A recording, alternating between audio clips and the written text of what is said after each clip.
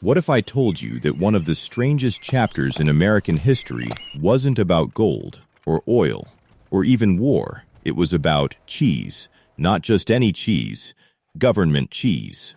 Imagine opening your front door and finding a giant block of cheddar waiting for you. No bill, no receipt, no explanation, just a plain cardboard box paid for by the United States government. It sounds unbelievable, almost like an urban legend. But for millions of American families, this was real. For years, people stood in long lines, waiting for free blocks of cheese, not because it was a holiday, not because it was a special promotion, but because the government had collected so much cheese, it literally didn't know what to do with it.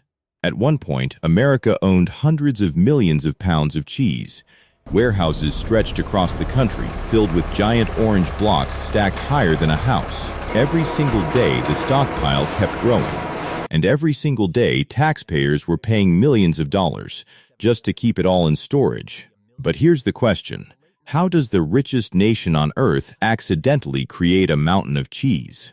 How can a country with so much food still have millions of hungry families? And how did one government decision turn an everyday food into one of the most famous symbols of American history? The answer begins decades earlier, after the Second World War, when America wasn't struggling to produce food. It was producing far too much. The years after World War II were a time of incredible growth. Factories expanded, cities grew, technology transformed farming forever. Powerful tractors replaced horses.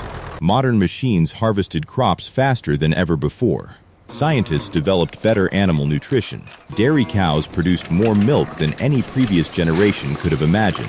To many people, it looked like the future had arrived. More milk, more butter, more cheese, more prosperity. American farmers believed demand would continue rising forever. So they invested more, bought larger farms, purchased expensive equipment, expanded their herds. Every year, milk production climbed higher. There was only one problem. American families were changing. People slowly started drinking less milk. Soft drinks became more popular. New beverages filled supermarket shelves. Eating habits evolved.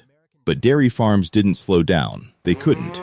Their businesses depended on producing more every year. Soon, the country was making far more milk than Americans could ever consume. When supply becomes much greater than demand, prices begin to fall. For thousands of dairy farmers, that wasn't just bad news. It was a financial disaster. Many families faced losing farms that had been in their family for generations. The dairy industry demanded action. They urged Washington to save American farmers before the entire industry collapsed. The government stepped in. At first, the solution seemed brilliant. Protect milk prices, protect farmers, protect American agriculture. It sounded like a win for everyone. But hidden inside that plan was a mistake so enormous that it would eventually leave the United States with hundreds of millions of pounds of unwanted cheese. A mistake that would cost taxpayers billions of dollars and create one of the strangest food programs America had ever seen.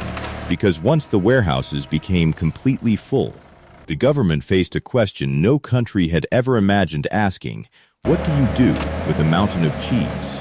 The answer was something almost no one expected. Instead of allowing milk prices to collapse, the United States government made a promise. If dairy prices fell too low, it would step in and buy the surplus. The goal seemed simple: protect American farmers, keep family farms alive, and stabilize the market. At first, the system appeared to work. Farmers felt secure. Banks continued approving loans. Dairy production kept expanding. But there was one problem. The government had removed the biggest warning sign in any market: falling prices. Normally, when prices drop, producers make less. Production slows. The market balances itself. But this time, that didn't happen. Farmers knew that even if nobody bought their milk, the government would. So production continued to rise. Year after year, millions of extra gallons of milk had to go somewhere. Fresh milk spoils quickly. It can't sit in a warehouse for months. So instead, it was turned into products that could last much longer. Butter, powdered milk, and most importantly, cheese. Huge factories worked around the clock, day after day, week after week, turning rivers of milk into giant blocks of cheddar. Then the government bought them. More milk became more cheese. More cheese filled more warehouses, and those warehouses kept filling faster than anyone had imagined. By the late 1970s, the numbers were becoming shocking. Warehouse after warehouse was packed with cheese. Rows stretched for what seemed like forever. Forklifts moved giant blocks every single day. Yet no matter how much space they found, it was never enough. The stockpile kept growing. Eventually, America was storing hundreds of millions of pounds of cheese. Some reporters began calling them cheese mountains. It wasn't a mountain made of rock. It was a mountain built from government policy. Keeping all that cheese wasn't free. The government had to rent enormous storage facilities. It had to pay workers, electricity, refrigeration, transportation, security. Every single day, taxpayer money disappeared just to protect cheese that nobody was eating. The longer it stayed there, the more expensive the problem became. People across the country started asking the same question. Why is the government spending millions to store food while so many American families can't even afford groceries?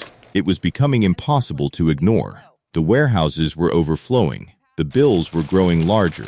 Public criticism was getting louder. Something had to change. The government had only two choices: destroy the cheese or find millions of people willing to take it home. The decision they made would become one of the most unusual food programs in American history. Millions of Americans had never imagined that one day the government itself would hand them food. But in the early 1980s, that is exactly what happened. As warehouses continued to overflow, officials finally accepted one simple truth: the cheese wasn't going away.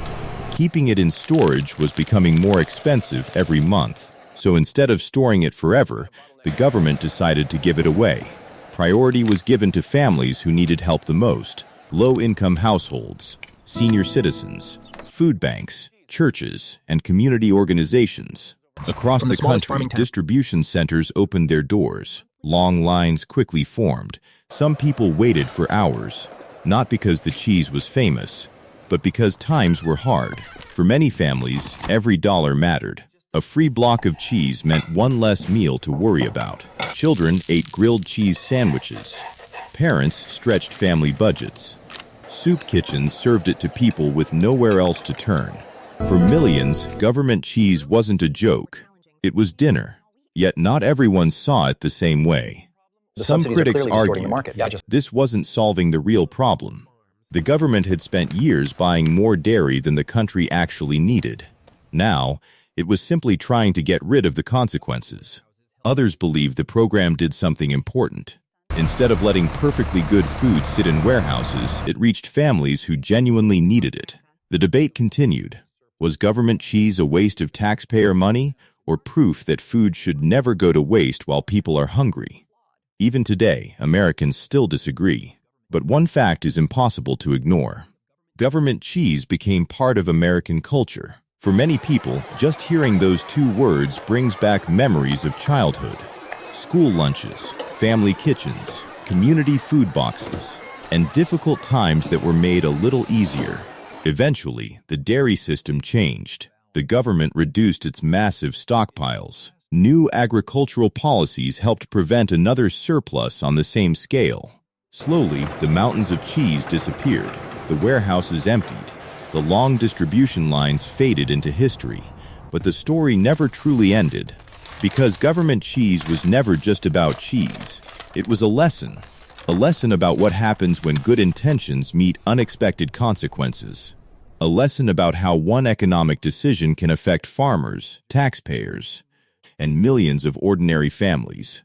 And perhaps most importantly, it reminds us of a strange moment in American history when the richest nation in the world found itself asking an unbelievable question.